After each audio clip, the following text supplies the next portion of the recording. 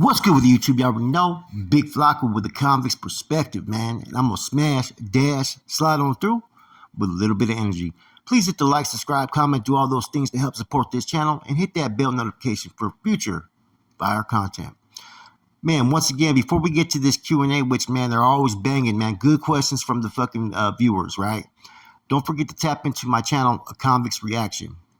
Okay, where it's a little bit different than a convict's perspective, you know, because you never know what I'm going to be reacting to. It could be world issues, community issues, prison genre issues, whatever it may be. I'm always going to fucking speak what I think, and I'm going to come raw and real as I can be and who I am.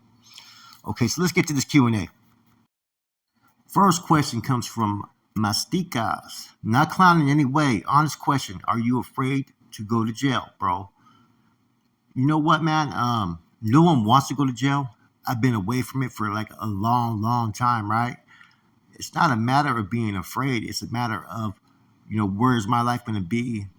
You know what I'm saying? If I was to have to do some time for something, right? And I'm not saying that about this current case because, you know, only I know what happened, right? And I've pretty much, I played the fifth so far. I gave no statements. And, you know, contrary to what people may think, right? I know, if anything, if I'm guilty of anything, right? And I don't anticipate doing any type of time, right? I'll tell you that right now. Okay. So am I afraid? No. I mean, I went to jail recently for like, what was it, 2.5 weeks? You know, I went GP, I hit the main line. You know what I'm saying? And it was an interesting environment, you know? So about being afraid, nah. You know, life is life, and whatever comes at you, comes at you. You know, you can't live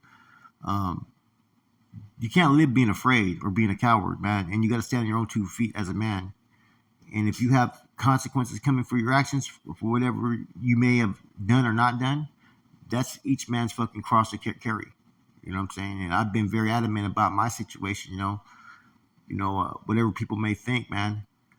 You know, these are individuals that supported someone who did a sexual assault, you know what I'm saying, on my ex, right? They condoned it.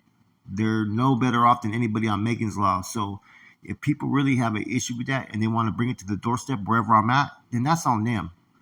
I will say this. Anywhere I'm at, I'm always going to be ready, whether it's on the streets or in prison or in jail. I don't anticipate going to prison or jail, but that's where I stand. Now let's look at the rest of the question.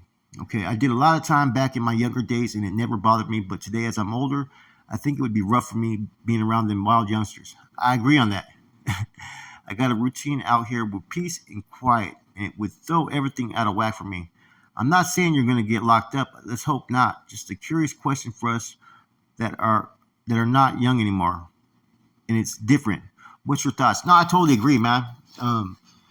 The game's done changed though. It's. I'm not going to say watered down because, hey, man, any day fucking prison's prison, jail's jail, and you can fucking get got, man. You know, no one's fucking immune from that.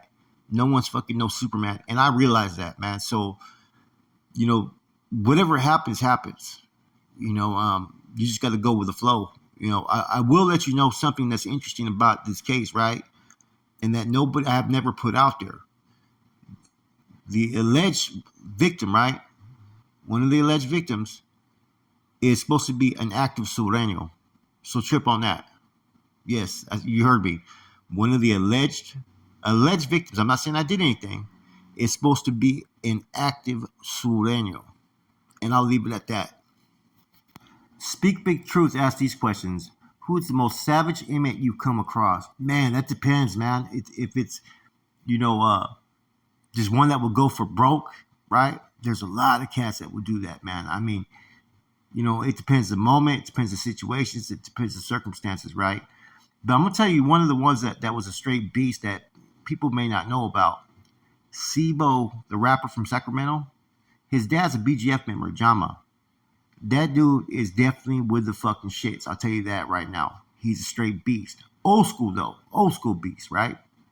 Now, when I think about the Northerners, Norteños, or NF, right, I think the most treacherous one, right, would probably have to be Corny. I mean, Corny's known to just chop dudes up, straight up. And, you know, look at the first case that they had on him, right, as far as in prison. They chopped dude up so bad and then stuffed him under the bed. Look at the second one. He put a fucking metal rod through the dude's head. You know what I'm saying? I mean, that's vicious. That's treacherous. That's straight savage status right there. I know he's an old man now, but you take into account in his time, the dude was definitely a fucking savage. You gotta put you gotta put badass Snoop in there though too for some reason, man. Regardless of what people feel, man. I mean, the dude really was putting in work in the early late '90s and early 2000s, whether people like him or not, or his behaviors. I mean, look at how he went out to the yard and DVI and what he did. You know, I got people who verified that. The Pelican Bay incident where they finally got him. That was a very fucking, that's a savage that just to go out there and know what you got coming like that, man. So you got to put him up there. He's old nowadays, so you can't expect him to do things like they did back then. But yeah, he's one of the ones that was pretty much with it. You know what I'm saying as well. But to be honest with you, I think that there's a lot of dudes that when it comes down to it, man, push comes to shove or it's time to rock and roll, they're gonna be a savage, man. And that's the truth of it. So it's kind of hard to put people on a certain, pedestal or category above others. But just people who stood out to me, was like Sibo's dad. Like I said, man, that dude was no joke. Um, Seville villain, right? He was a Compton Crip, but he got busted in Sacramento. But he turned Jama. That dude was with it, man. I read his paperwork, man. He was always ready to rock and roll with the cops. And that's one thing about the Crips they're known for, man, is them and actually a lot of old school BGF from time to time, right? But they will challenge any fucking type of correctional officer and they'll go the distance with it, man. I met a lot of dudes like that. So to sit there and say one inmate the most savage, nah, but there's some that stand out just from my interactions with them, man. And those are the ones I just mentioned. If people would ask me who do you think's more of a savage, Corny or fucking Skip, I'm going Corny all day. All day. Skip's with it, but I think Corny's on a whole different level when it comes to that treachery, you know? And he just doesn't get all the attention because he doesn't talk about or put himself out there like others, you know what I mean? Anyways, let's look at the second question.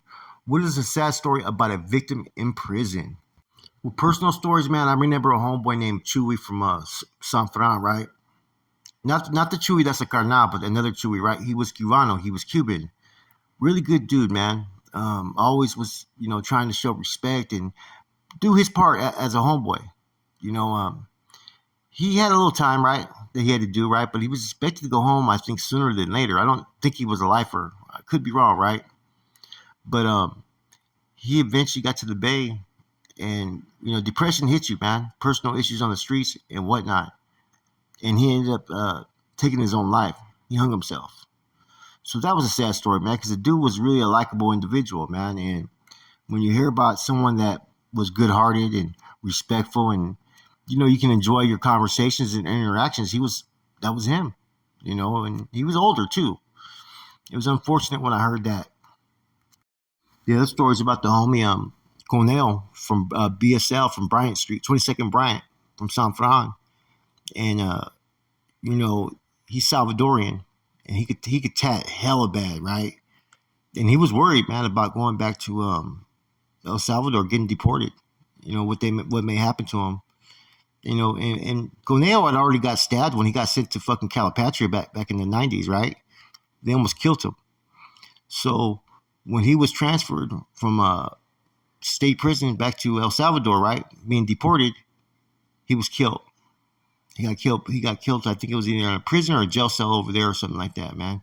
They killed him just because he was representing North and he had all the Norteño tattoos. He couldn't hide himself, put it that way.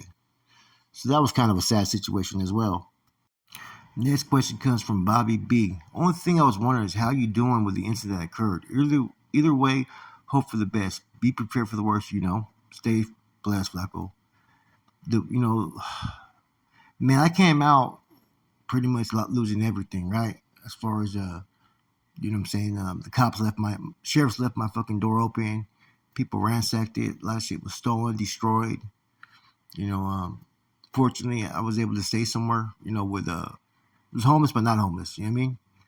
And it was a troubling time. Like all my equipment was taken, everything. I was working off one phone, if you guys remember, and people were complaining about the sound. I'm like, man, I'm just out on bail right now, and people were not as understanding, I think, in a lot of ways, and I had to block out a lot of bullshit from people because people kind of in my eyes wanted to see me fall for some reason, for whatever reason. You know, I've talked to a couple people and they said that they think that I was probably one of the most trolled individual over bullshit that they've ever seen on YouTube. And these are people that know me. I've had that conversation with homie Hangout and a few others that a lot of them didn't make sense. Like there had to have been some type of ulterior motive in what people do. And that's the unfortunate thing, man, is that, the incident that happened, you know, that people had painted such a fucking false picture of me, man, that if I tried to do anything to get any type of support or anything, people were pretty much still at first on that with those old attitudes, man, that people falsely put out there, and that was a fucked up thing about it, man. But I did it all on my own. Fuck it. I didn't need any help from anybody. You know what I'm saying? And that's why I'm the way I am at times, right? When I see little riffraff bullshit, man, it's like, man, there's so much fakeness out there, man. And I always cater myself to be as real as I can be. And people don't always respect the real. They expect the fake, and I speak my mind and I say what I do. And it's not affecting me because, look, at the end of the day, I went through all that bullshit, man. The fucking false labels, the false titles, the harassment of myself, the harassment of my wife, which caused a lot of friction in the relationship and all kinds of shit, man. Even out people I knew, man, it was ridiculous what I went through, right? But I'm not one that's going to give up. And maybe that's sometimes my downfall is maybe some of the shit that was going on. If I would have just fucking said, you know what, I'm not fucking worried about it, maybe I would have been in a better situation. But I can't change anything that happened in the past. I can only change now. And it's unfortunate that in light of me doing things to help myself right now currently, right, that some people aren't willing to sit there and say, oh, they still fucking look at me maybe as this and that. You know what I mean? That, oh, I'm back to my old ways. I'm a gangster. I'm this and that. I was always with the shit. I was always with the functions. I was always with the activities. Anybody that knows me knows that afterwards, even when I was on the streets. Doesn't mean I want to live that way. It just shows that I'm capable of living that way. And mentally it's hard, man, because I'm getting up there in age. And nobody should be going through some of the shit that I had to go through the last year. You know what I'm saying? I mean, unwarranted is what I'm going to sit there and say. Some people create those situations, right? They invite it, with bullshit, with lies and whatnot. I wasn't doing that towards anybody. And that's the only fucked up thing is how everything played out. Those things alone that were going on, I don't think people understand. It affected things everywhere. It affected all different facets. And that's why at times it may have seemed like I was really emotional about it. Yeah, it was affecting my personal life. It was affecting my relationship. It was affecting fucking my views. It was affecting how I made money. All that shit. And it was all over bullshit. So, where I'm at today on everything. So, like I said, a lot of it, today it's like, man, I'm just doing the best I can. I'm not letting anything affect me. I just keep it real as far as some of the things that were created by others, what I'm saying, that kind of affected me personally, what I'm saying, and what more can you do about it? It's I lost a lot of respect for a lot of people though, and for certain viewers because some of the stuff was seen straight face to face and it was known and recognized, and I don't know why people thought certain things were okay to be done to somebody, but I can't control how people react or what people feel, what I'm saying, and as far as today, it is what it is. Whatever happens, happens. You know what I'm saying? I've still pled the fifth, like I said earlier, and I'm not going to discuss anything. It's all allegations. I think I'm going to beat the case, right? But the one thing, like I said earlier, is one of the alleged victims, so people know, is supposed to be an active sureño. So trip on that. Anyways, I don't talk about the case too much because I haven't admitted that I was even there or did this or did that. I haven't said anything. I pled the fifth. But if it goes to trial, there's going to be a lot of shit that's going to be fucking come out that's going to be shocking people, and it's going to be interesting that some of it's going to be YouTube related, believe it or not. But that's as far as I can speak on. That was a good question, Bobby B. But here goes 650 pathologists. Any stories you got from Mountain View? Those were my stomping grounds for a long time. Mountain View, I'm gonna tell you something, right? My right hand man after Operation Black Widow, the one that helped out there in the San Jose Regiment when we were fucking directed to go collect all the debts, he was from Mountain View. If you know, you know. My boy Chaniquas, that's all I'll say. I'm not gonna even discuss his name, right? But I met other cats from Mountain View along the way. Homeboy Waddy, Sal, you know what I'm saying, and a couple other cats, right? And it would be uncommon for cats from Mountain View to be posted up at my house, as well as homeboys from Milpitas kicking back because of me and Chaniquas' relationship. You know what I'm saying? Like I said, you know, he lived with me. As far as other, in juvenile hall, there was an individual, I think his name was Payaso from VMV, I want to say, right? He was taken off on by a Sureño from San Fernando Valley, right? And there was homeboys from known hoods. Clayton Clark, Shorty was there. You know what I mean? Fucking homeboy from the park was there. Other radios. And nobody busted a grape except for me. You know what I'm saying? So I had his back because he was a norteño. And you know, we kicked it off in B3, and I ended up catching the case on that. Um, Other than that, you know, met some females from time to time, you know what I'm saying? Partied up and all that. But, you know, boxer from fucking Mountain View, Bobby Vega, you know, that was one of my boys too later on. And he used to assist me out there in the streets, even though he had no status. If I called him, said, "Hey, bro, I need your assistance. I got to go take care of something," he would assist me as far as on behalf of the regiment. Me and him, and my homeboy Mondo from VML's Meatbox, right? We went and collected the debt one time that someone owed $10,000 and shit, man. We pretty much fucking took their expedition and shit. So, yeah, me and him used to hang out a lot, you know. So, like I said, I had some good relationships with cats from Mountain View, but nothing really in that area, man. Like, you know, there was nothing really as far as territory or anything that we were trying to push in that area for some reason. Mostly it was more towards where I was at. Rafa Garcia said, "Will you drop an autobiography book?" You know what? I've been wanting to do that for some time, man, and I've started it a couple times. And I got to figure out which angle. And my story's so long, right, that I want to go into different parts of it. You know, the before part at a young age, what gravitated me towards gangs and whatnot, towards the aftermath. I think those are the things that are key that I want to discuss in autobiography. So I'm thinking about doing it in different parts. You know, the early years and then the after part, because you know the after part is just as important as the early years. You know what I'm saying? So you can sit there and get an understanding of what a person went through afterwards. I think dropping out and all that is even harder than fucking anything else. To be honest with you, man, a lot of people falter based upon that, man, and that's just the truth of it. So yeah, I've started it, but I got to get back to it. But I also want to do some other books, man, that are related. You know what I'm saying, and correct a lot of things that falsehoods that people put out there, man. I mean, I'm a really good writer. People don't realize that. If anybody that's done time that's listening, you guys know how I write. I'm no joke when it comes to my fucking writing skills. So it's just a matter of having the time to do it.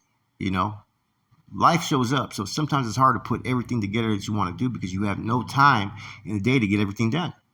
But it's something, yeah, I'm working on currently. Now, Jay Macaroni said, "What's up with the Norteño and Crip situation in San Jose since the green light?" Now, from my understanding, it wasn't the Crips that were green lighted. It was that Crip hood that was green lighted. It had only to do with that hood. You know, there was some fucking, you know, miscommunications where some incidents happened in the county jail and whatnot, even in the streets where people kind of just took it out on each other, right? Or some maybe one groups with another group or with an individual that gets rushed and just there was a reaction, you know. But for the most part, my last understanding was there were certain people, you know, from certain hoods that like SOS and whatnot who pretty much stepped back that this isn't their beef. You know what I mean? Because SOS is with it, and people realize what happened. So, you know, and as far as Crips being separated in the county jail, I think they've kind of tried to do that a little bit with one particular group. I don't know if that's going to affect all the Crips, right? But basically, the green light was only supposed to be towards one hood, man, and that's the hood based upon the fact that they killed a big homie's son. And I have a hard time calling him big homie, in your eyes, big homie, because I always knew him as my little homie. But the one that was a carnal out there, as everybody knows who I'm talking about, man. That's a fucked up situation, though, man. And fuck, man. You know, it's unfortunate when things like that happen, and eventually they just start to fucking go away. And that's what you can only hope for is eventually that situation can go away because it's not the first time there's been incidents amongst anybody out there as far as Crips or Norteños versus Norteños and whatnot. It happens. Eventually it'll probably die out. And for now, I don't know how heavy it is out in the streets, but I know for a minute the shit was cracking off out there. But from my understanding, it was never supposed to be North Day Crip Green Light in San Jose. It was just a hood. Next question. What's more dangerous, state prison or federal prison? Right now, I really don't know, but before I would have to say the state prison you have to worry more about within your own people. Because look at all the fucking muertes that were happening. They were all fucking people killing their own, okay? And that's going to make you feel like you're on eggshells if you're involved in anything, right? But the federal prisons, a lot of times they were going at it with a lot of different groups. It was war for a lot of these the prison factions out there. So you see more group riots occur and setups in the feds than you do in the state. So the feds would be more of a threat as far as years before with other groups. Now they're pretty much on lines where things are a little bit more respectable and there's less threats on the yards. The state, you don't know who to trust in the state. So I'd have to say probably the state prisons could be. The feds used to be, in my opinion. But since then, things have changed, They had to go to war to establish yards as far as within the Norteño collective. But you never know who you may be fucking with from one week to the next because they may put you on a yard with a new group or a group you've never been on, and next thing you know, shit's kicking off. State, though, you got to worry about your own. And now with the situation that happened up in Pelican Bay, you don't know if your own hit they're going to sell you out. You know what I'm saying? So that's a problem that I see there. Traditionally, though, they're both violent. People get killed in both. The feds, you have a lot more groups, and therefore you could be in a situation back in the days where you don't have the numbers on the yards. Now things kind of how BOP has done it, it's a little bit different, The yards are a little bit more safe and comfortable if you're part of a particular group now, but it doesn't mean shit doesn't kick off. In general terms, though, prison's prison, right? And any prison could be active or kick off at any time, man. You could be on a level fucking 2 yard. Next thing you know, it's fucking all out war. You could be on a level 4 that's been calm for fucking a year, no incidents, right? Except for within your own group, all of a sudden kick off. So it depends, It depends which way the fucking wind's blowing and what's going to happen on that yard that day. So it's hard to sit there and say one's more safer than the next or one's more dangerous than the next because that could change from one day to the next. And with the inmate having a Sureño moved on, right, in the state and looking like the fucking looking like the NFL allowed it to happen. I don't know. I'd be hate to be in that situation because if someone doesn't like me and they're part of the other side, fuck, I could get green lighted just for fucking anything. So like I said, it depends the time era, what's going on at that facility. Now, Crease Dickey's asks, if you went to a 50-50 yard as a race, not considering those yards bad yards, could you join either north or south after the fact if you wanted to embrace their movement? If you were never part of their movement, then yes, you can. Yes, you can most definitely, because that's happened to certain individuals that went to prison. They ended up staying on a bad yard. They were still embraced, and they were homeboys previously. Now, if you went somewhere and you were just there doing your time, and you had yet to be embraced or acknowledged, and you get to a household later on in the future, and they start to get at you, and you want to become a homeboy, then or Sureño or whatnot, I'm sure you could be embraced and it not be an issue. Now, if you were previously like a northerner or southerner on the streets, and you went to one of those yards, nah, there's gonna be no get backs. You're gonna be basically a target because you should have known better. And the fact that you didn't go in originally, as you were out there on the streets, people are gonna put a red flag on that, and it's not gonna be accepted. Now, the only other alternative is if you have some money. Money fucking speaks volumes, right? So even if you were a homeboy and they went 50-50 on one of those yards, you could always come back if you have the right amount of money. Put it that way. And what nobody's saying about those 50-50 yards, the ones that were all bad on those yards were always Norteños. There was no 50-50 yards where the Sureños were bad on that yard. Not that I know of. If I'm wrong, someone correct me. But to my knowledge, there wasn't. If you could change one day in life, what day would that be and why? I'd have to say last year around August, I was going through a lot of shit. I was being attacked, every which way by everybody. I had the fucking picture with a fucking false narrative being put out there about me. I had people that were going behind the scenes talking to people, and I didn't even know all this, but sabotaging the channel that I had, to where people that used to be followers were no longer following me. I had issues with people that should have never even happened, and it was pretty bad. And people were okay with it, man. And this was around the time when fucking someone made a video fucking from Vegas and shit disrespecting my family, and not one person fucking thought that was fucking right. You know what I'm saying? Not one person came out and said that was fucking wrong, right? And they were okay with it. And that was kind of shocking to me. And I was going through so much other personal shit, you know what I mean? And there was a day during that time period, where everything got to me, and it pretty much, like I said, it caused a lot of friction, to where I'm still experiencing the friction within my relationship is all I'll say, because I made a decision out of all the fucking shit that was going on towards me, and I was acting fucking really with anger because I had so much shit going on that it overwhelmed me. And my actions that day that I took pretty much has, caused a rift in the relationship that I had at that time. A lot of shit did, but there was one day in particular that pretty much changed things a lot. Okay, so I wish I would have been able to handle it better, because I can't change it. What happened, and it's unfortunate that I can't change it. And it's unfortunate that I went through so much shit at that time, and I couldn't even fucking deal with basic issues I was having in the home front. That's why there's a lot of fucking animosity and stuff I have towards people, because people knew what they were doing, and they did it on purpose, and they caused all the tension and friction and whatnot. Even though I don't talk about it as much on here, man, but there's a lot of stuff that you guys don't know, and there's reasons why I was the way I was sometimes, and so fucking emotional about it. Now, it's pretty much not a problem now, because no one's doing those things, because they pretty much got fucking figured out. But we all know who was doing what and who was behind a lot of shit, and they got away with a lot of shit, and nobody fucking was saying anything back then,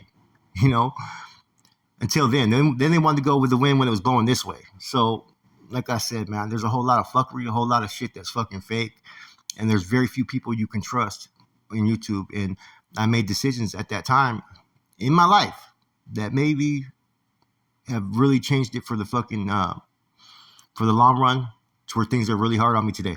You know what I'm saying? But I'm still here, either way.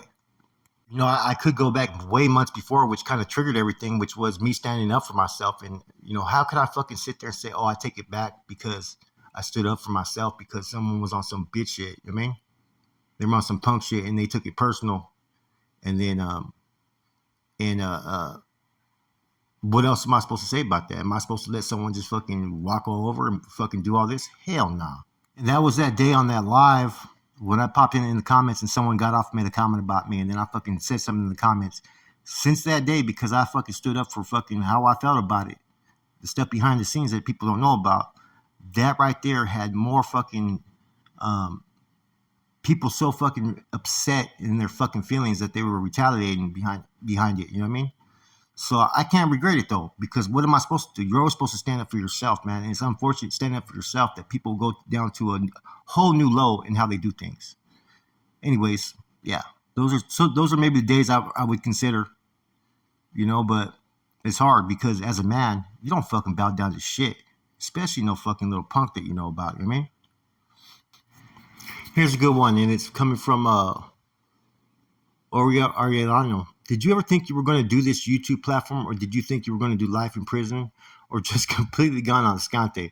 Just examples of the other homies that have bitten that bullet.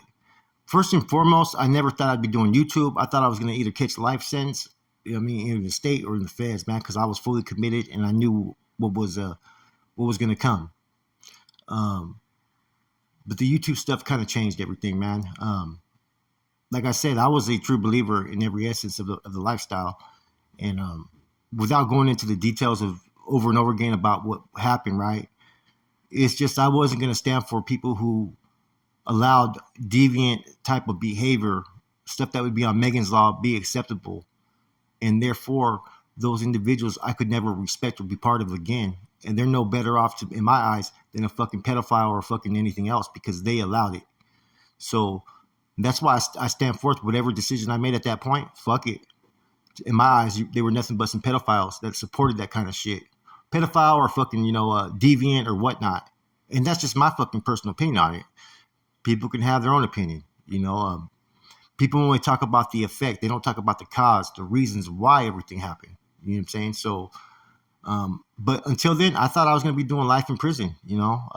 I've made sacrifices that I haven't discussed on here, man. I've done things that you guys don't realize, making those choices, putting, the O before anybody else, including my family, so I always thought that they would be there to defend my family. So I never thought I would be doing this stuff. As far as the completely gone on scante, nah. You got to remember, at that time in my life, that was something that you really couldn't be doing. It would have to be on the hush hush. And the YouTube platform, there was no YouTube platforms at that time. And how I got into the YouTube was because of what was going on as far as the COVID. And then I started seeing different things that were fucking prison related. And I started commenting stuff because a lot of the stuff people were saying was wrong. And people seeing that someone in the comments had some sense of educational past or understanding of the history and whatnot. And then I was going to hook up PNG News Media with someone that from the 70s and 80s, an F member named Robert Rios, Rabbit from Saho. He went MIA. Now I gave my word I would get someone for the interview. So I elected to do it. And the rest is history. Bear in mind, just a month before, I was with Boxer in fucking Rojo. You know what I'm saying? On something that we were doing together, And when I got in my relationship, right, at that time, which was the first relationship that I had in like 5 years, I think, right? Let me see. Yeah, like 5 years. I wasn't doing YouTube. I wasn't planning on doing YouTube. I was on some whole other trip. I was a full-time father. I was taking him to school, 24 hours being a dad. I was in AA at the time. I was sponsoring men. I was doing commitments. I had an H&I commitment. I was going to speak to youth. I was doing all kinds of things, going to church every Sunday, going on church ventures with the pastor and whatnot. So I had a lot of positive things going, and then COVID kind of changed it. And I thought that maybe YouTube could be something to where, okay, I could bring some positiveness and a message and maybe helping people in a different way of being of service. And then I seen it was also a way to maybe make some money, which it is. And, it changed everything. Like I said, man, I came in this with pure intentions to do good. Other people came in with intentions that were different. And then as soon as it became about the money, their actions changed. So I didn't come in thinking that there was going to be prison politics being played on YouTube. I didn't think that there was going to be people trying to hate on me from the outside because I wasn't on that page. I wasn't on that level.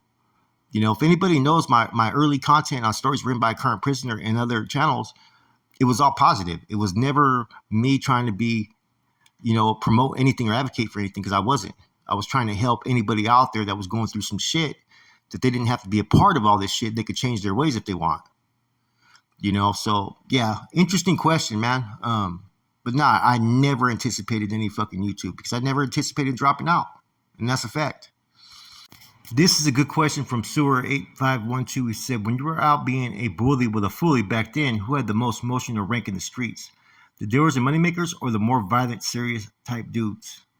Now, at that time, you had a little bit of everything that was working with the ill.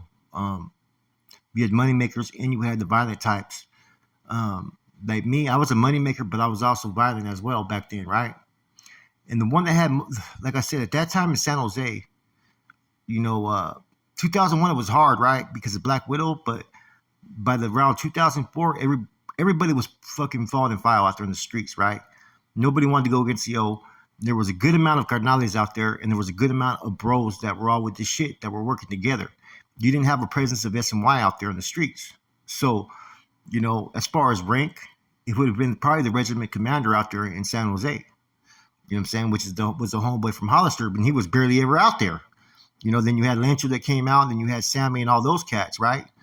And I think Lencho started to have more influence a little bit over a lot of things that were going on out there, even though Charlie was supposed to have been given San Jose, and what you had was separate regiments out there. You know what I'm saying? But all these squads had crews. You know what I'm saying? There was dudes out there that just that were with it, that were on part of these regiments. And if you were out there and you were one of the more violent dudes, you know what I'm saying? Like, you weren't going to be a stick in my boy, unless you're working with the O. So up at that point, like I said, everybody was working with somebody or tied into the regiment out there, you know. Um, like I said, I don't think San Jose will ever be the same after that moment of everything that happened. It changed, you know. Um, Whereas the 90s, they lost everything. Then Black Widow happened. By 2005, shit was fucking pretty much sold up out there in San Jose, and there was a lot of shit going on, man. Like as far as meetings with certain individuals that were plugged in with the cartels and whatnot, and establishing to where the only people that were going to get the dope coming in was going to be the NF at one time. That was an agreement that was established. We had people that were debt collecting. Dudes that traditionally didn't work with the regiment were working with the regiment. I remember I had fucking old Carlos from Eastside Hoods. Take him with me. I got to go collect the debt. Go handle this shit. And I just seen him just knock people out. And so it's hard to say as far as rank. It would have been the regiment commander and then the RSD, but you had different regiments out there that were operating at that time, which kind of added to a little bit of the confusion. But as far as dealers and moneymakers, back in the 80s, a lot of the dealers had a lot of say. Like Blanco had a lot of say with what was going on in the streets, because he had helped the NF. They respected what he had to say. And he had all the other individuals, at that time, the Palacios, the Spencers, and all that, right? But eventually, it became to where those dudes no longer had influence on the streets. They couldn't make a call or make a decision. The only ones that could would be the NF. Now, has that changed? I'm pretty sure it has changed today. It's a little bit harder. Now you got more of the hoods involved. Back then, the hoods were not involved in all the aspects of what was going on in the streets. You may have someone that's tied into the hood, like I was tied into a couple of hoods, but they weren't out there doing regimental business. And that's the only thing I see that's different today. What nobody's even said, right? And there's a lot of dudes out there that can confirm this, right? Is I was the first one that was pushing about how we needed to establish hoods under our fucking control. I was the one that was first doing that. And I had BRS and I had fucking Metal Fair and I had a couple other fucking hoods that were under my fucking command. I was the one that said that this is how things need to start doing it. And it's funny because that's how they started doing it. That was the whole mindset of what I was saying. We need to have these hoods and fucking let them contribute and take care of certain things. That's the agenda I was pushing, and it's kind of interesting is that's the way that it went. Exactly what I was saying that needed to be done out there. Now, this is a good one, man, by Henry Clark, man. And I'm sorry, Henry, I can't really answer it, but have you ever come across any English guys? And if so, how did it go for them? I've seen the square ones come in that were in there for a DUI. And this is more back in the 90s when I was like in the snake pits and M2 and all that. And it went okay for some it didn't, man. Because, you're going to have people that are going to sit there, try to take advantage of them, bully them and whatnot. Now, if they had any type of convict past, they were going to do all right. But if they were there on some stupid like domestic or some drunken driving, and it depended how they acted, man. In prison, I really didn't have too much experience with anybody that was from any foreign countries. I got to say that.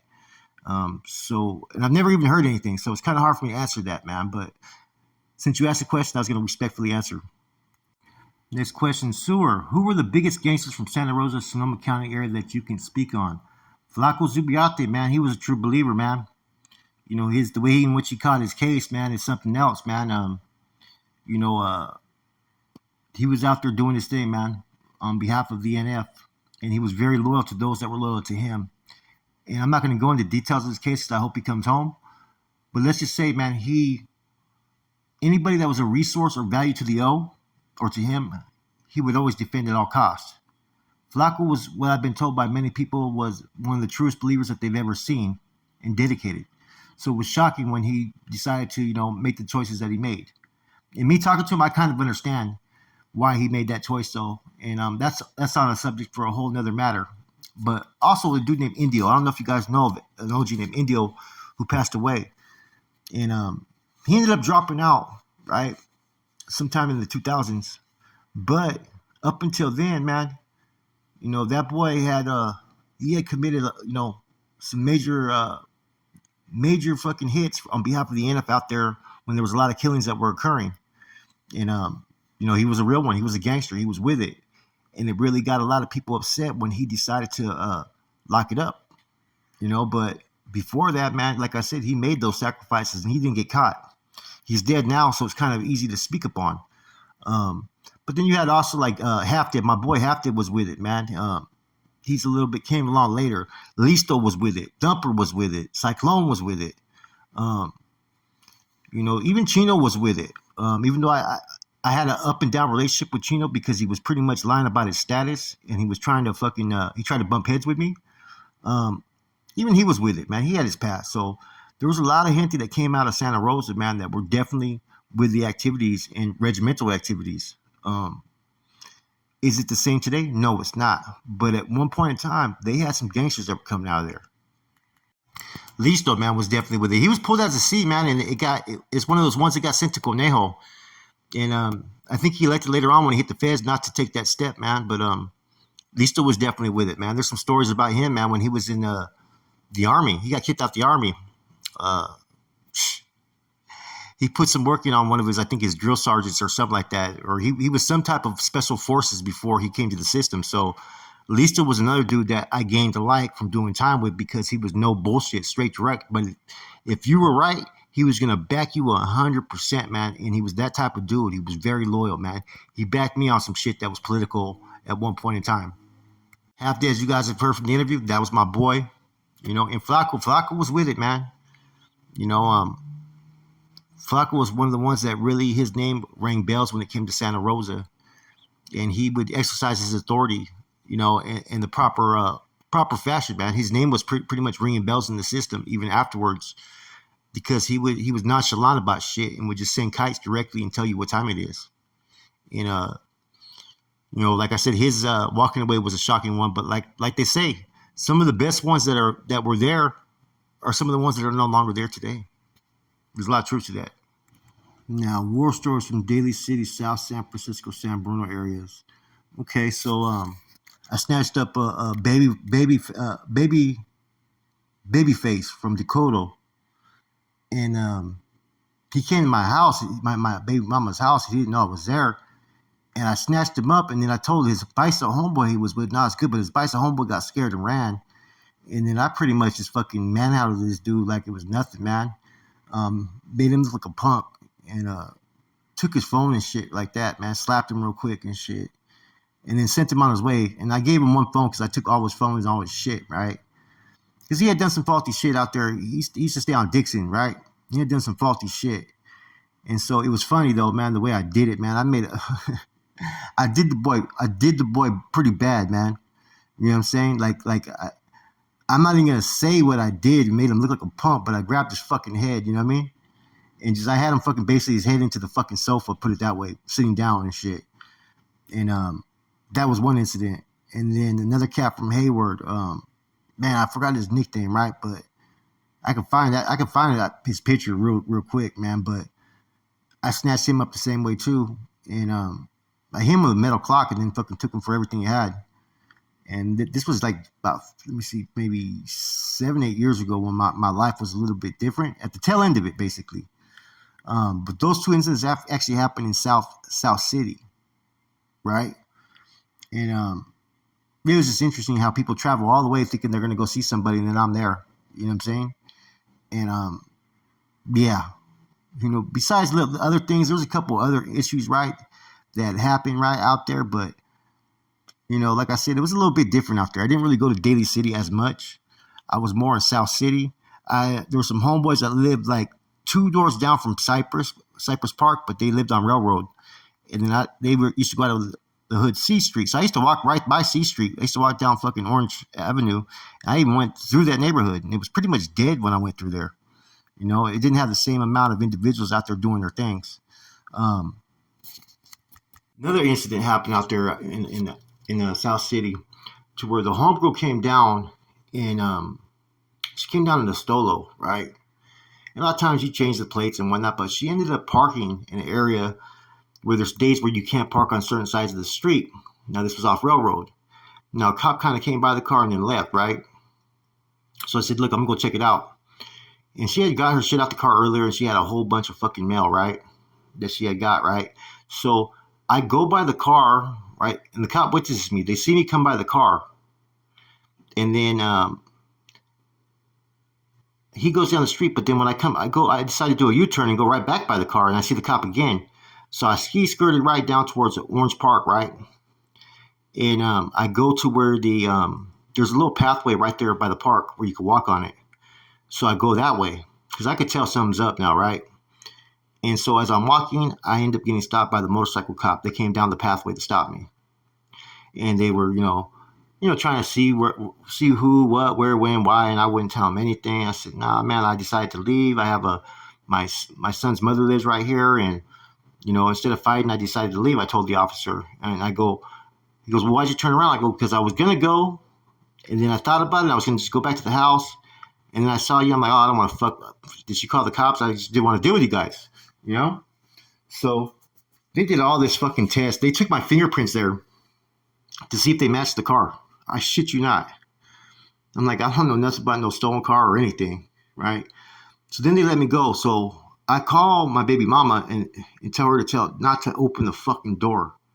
Just fucking, if they knock, do not open the door. They have no reason to search warrant or anything. Because I knew the homegirl was in there. And I went to, a place down the fucking street, right? Someone that I knew and was trying to wait it out. She ends up fucking opening the fucking door, right? Now, homegirl ends up fucking pretty much taking the rap for the fucking mail, right? And just trying to take the rap for everything. And I'm calling, trying to figure out what's going on. And, my kids, basically, they're threatening to take my kid CPS. And so I'm like, fuck, man, I got to go. So I went. And when I got there, I remember talking to the officer, and the officer's trying to tell my baby mama what to say so the kid doesn't get took. And she's fucking up. So then finally I said, you know what, I'll take all the rap on everything. And so that's pretty much what happened. And they established a case plan. But the funny thing is about fucking 3 days later, some person from fucking some part of the federal bureau, right, came because of the mail. And I've never seen that ever. I've seen people get busted with mail and never been inquired. And so they tried to fucking talk to me, these federal agents. And they were part of some fucking mail department. I swear to God, right? I don't know what it was. And they were just they were weird. They were just like, didn't even fucking remind me of cops. They were assholes as well, right? And I'm like, man, I got shit to fucking do, man.